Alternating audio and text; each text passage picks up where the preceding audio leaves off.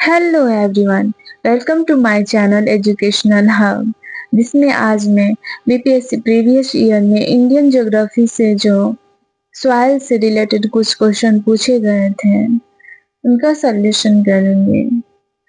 जैसे 44th BPSC तो फिर 3rd बीपीएससी में जो क्वेश्चन पूछे गए थे वो है रेगुड़ किसका नाम है।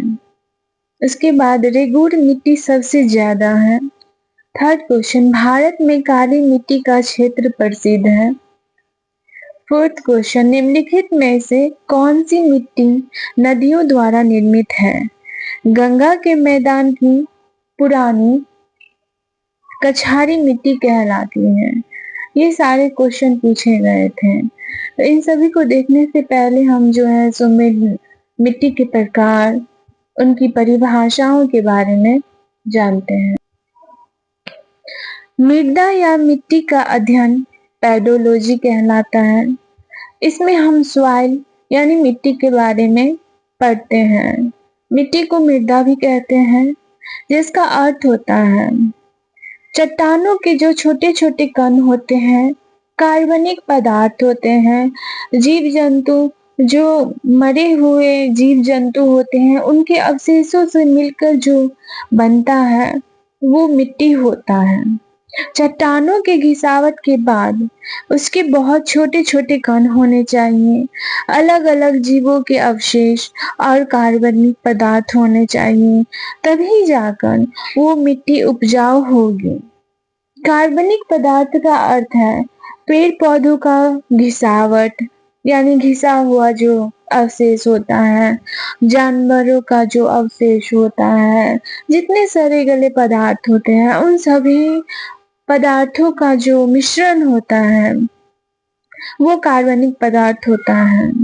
तभी जाकर वो मिट्टी उपजाऊ बन पाती है। इन सभी मिश्रणों के बाद ही मिट्टी निर्माण की प्रक्रिया में एक बहुत ही लंबा समय लगता है। यह काफी जटिल प्रक्रिया होती है। मिट्टी की परतों को होराइजन या प्रोफाइल भी कहते हैं। ये 5 प्रकार के होते हैं: ओ, ए, बी, सी, आर। ओ से ऑर्गेनिक, आर से रॉक, बाकी सभी को हम ए बी सी करके ही पढ़ते हैं। इन सभी को साथ में अगर अध्ययन कर रहे हैं तो उसे हम सॉइल प्रोफाइल कहते हैं, यानी मृदा परिचय, या फिर अलग अलग हम इसका अध्ययन कर रहे हैं तो इसे होराइजन कहते हैं।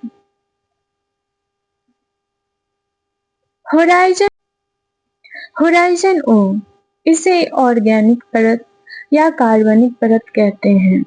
ये सबसे बाहरी और पतली परत होती है। ओ मतलब ऑर्गेनिक, यानी इसे कार्बनिक परत कहते हैं और ये बहुत ही पतली परत होती है। इस परत में सबसे ज्यादा कार्बनिक यौगिक पाया जाता है। ये मजबूत परत नहीं होती है। ए, जितने भी छोटे पौधे होते हैं उनकी जड़ें ए तक गई होती हैं। ये परत बहुत ही उपजाऊ होती है। यह मजबूत परत होता है। इसमें जीव जंतु रहते हैं। यानी ए वाले परत में जो है सो जितने भी छोटे पेड़ पौधे होते हैं उनकी जड़ें होती हैं। बड़े पेड़ पौधों की जड़ें नहीं होती हैं। बी में बड़े पेड़ पौधों की जड़ें होती हैं। सी, इसमें चट्टान पाए जाते हैं। ये खेती के लिए अच्छा नहीं होता है। इसमें चट्टानें होती हैं और ये खेती के लिए भी उपयुक्त नहीं होता है। आर, आर से रॉक, ओ से ऑर्गेनिक और आर से रॉक। सबसे ज्यादा चट्टान इसी में पाया जाता है। ये सबसे मजबूत परत होता है। इसमें खेती बिल्कुल भी नहीं की जा सकती, क्योंकि इसमें चट्टानें बहुत अत्यधिक मात्रा में होती हैं, जिसकी वजह से जो है सो खेती इसमें बिल्कुल भी नहीं की जा सकती है। इन आईशान, Indian Council of Agricultural Research, भारतीय कृषि अनुसंधान परिषद के तहत मिट्टी को 8 भागों में बांटा गया है। जलोढ़ मिट्टी, काली मिट्टी जिसे रेगुड़ भी कहते हैं और इससे रिलेटेड क्वेश्चन भी एग्जाम में पूछा गया था। लाल मिट्टी लेटेराइट मिट्टी, रेगिस्तानी या शुष्क मिट्टी, पहाड़ी मिट्टी, लवणीय मिट्टी, दलदली मिट्टी। जलोढ़ मिट्टी एलुवियल सॉइल, जलोढ़ मिट्टी को एलुवियल सॉइल भी कहते हैं। ये मिट्टी जब नदियां आती हैं तो उनके चट्टानों को घिसावट करती हैं।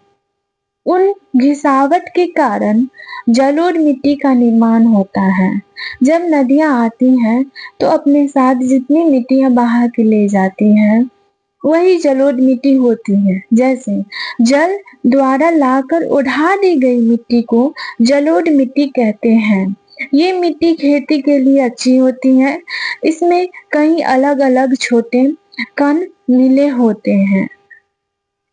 जलोढ़ में बालू की अगर कमी पाई जाएगी, मिट्टी में कमी पाई जाएगी तो उसे कछारी मिट्टी कहेंगे। जलोढ़ मिट्टी में अगर बालू की अधिकता पाई जाएगी तो उसे दोमट मिट्टी कहेंगे। कछारी मिट्टी में धान की खेती अत्यधिक होती है, जबकि दोमट मिट्टी में गेहूं की खेती अत्यधिक अच्छी होती है।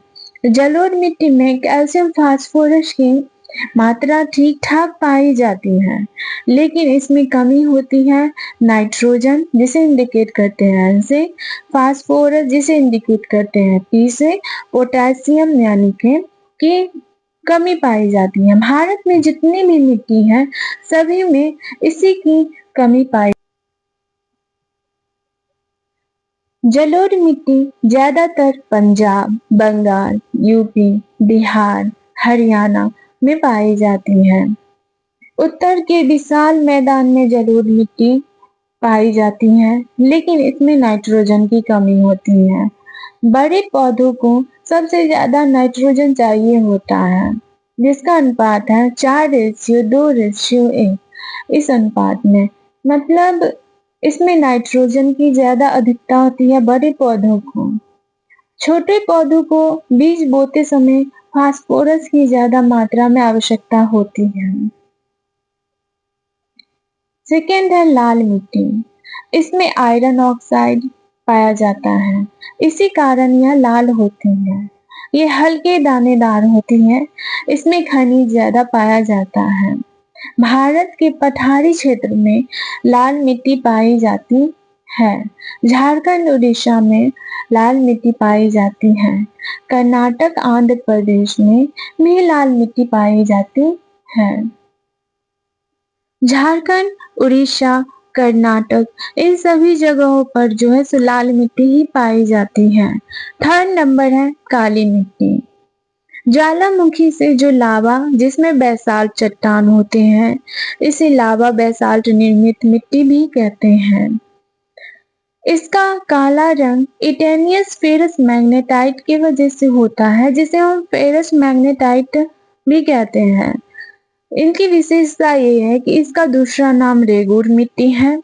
ये बेसाल्ट लावा के घिसावट से बना होता है। इसमें ऊपर ऊपर दरारें होती हैं, लेकिन इसके नीचे नमी रहता है। ये मिट्टी ऐसी होती है जो ऊपर ऊपर से दरारें दिखती हैं, लेकिन इस मिट्टी के नीचे जो है सो काफी मात्रा में नमी पाई जाती है। ये कपास और गन्ने की खेती के लिए अच्छा होता है। इसमें पानी सोखने की सर्वाधिक क्षमता होती है। पानी सोखने की सर्वाधिक क्षमता की वजह से इसकी जो गन्ने की खेती है अच्छी मानी जाती है। गुजरात और महाराष्ट्र में काली मिट्टी होता है। महाराष्ट्र में ज्यादा काली मिट्टी ही होता है।